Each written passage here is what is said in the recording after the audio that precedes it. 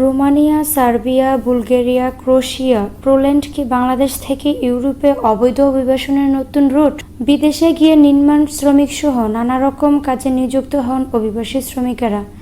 বাংলাদেশের অভিবাসন প্রত্যাশী মানুষের মধ্যে আজকাল রোমানিয়া, সার্বিয়া, পূর্ব ইউরোপের বিভিন্ন দেশে যাওয়ার আগ্রহ দেখা যাচ্ছে। এসব দেশ কি আসলে মধ্যপ্রাচ্য বা ধনী ইউরোপের দেশগুলোর মতোই শ্রমিক গন্তব্যে পরিণত হয়েছে, নাকি এর পেছনে রয়েছে অন্য কারণ? ফেসবুকে বেশ কিছু গ্রুপ ও পাতা বিশ্লেষণ করে দেখা যায় যে পূর্ব ইউরোপের এসব দেশে যেতে আগ্রহীদের নানা ধরনের প্রশ্নের পুষ্টে সয়লাভ। রোমানিয়া প্রবাসী বাংলাদেশি কমিউনিটি নামে পাবলিক গ্রুপ, যার সদস্য সংখ্যা 20,000-এর বেশি। সেখানে গিয়ে নানা ধরনের পোস্ট বিশ্লেষণ করলে দেখা যায় যে বেশিরভাগ রোমানিয়া কিভাবে যাওয়া যায় সে বিষয়ে জানতে চাওয়া হয়েছে।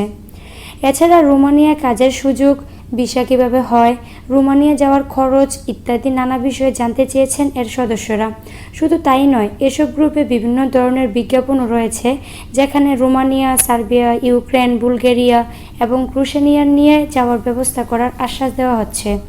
তবে উচ্চাকাঙ্ক্ষা নিয়ে রোমানিয়া যাওয়ার স্বপ্নের পেছনে না দৌড়ানোর পরামর্শ দেওয়া হয়েছে অনেক পেজ এবং গ্রুপে। সতর্ক করা হয়েছে বিজ্ঞাপনী সংস্থার মিথ্যা আশ্বাসের বিষয়েও। এরকম একটি group Romania Bangladesh help centre, যার সদস্য সংখ্যা 5,000-এর বেশি। সেখানে সুজন নামের এক প্রবাসী বাংলাদেশের একটি লেখা শেয়ার করেছেন একজন। সেখানে রোমানিয়ায় যাওয়া নিয়ে হাজারো মন ভোলানো বিজ্ঞাপন সম্পর্কে সতর্কতা করা হয়েছে।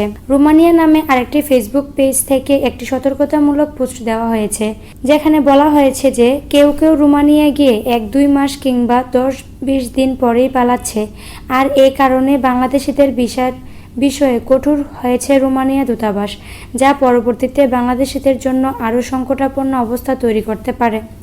সম্প্রতি বাংলাদেশের সামাজিক যোগাযোগ মাধ্যম ফেসবুকে একটি ভিডিও ছড়িয়ে পড়েছে যেখানে বলা হচ্ছে যে বাংলাদেশি 5 জন যুবক রোমানিয়ায় মানব পাচারকারী দালাল চক্রের হাতে আটকা পড়েছেন। ভিডিওটি ভালো লাগলে আমাদের চ্যানেলকে সাবস্ক্রাইব করে পাশেই থাকুন। ধন্যবাদ সবাইকে।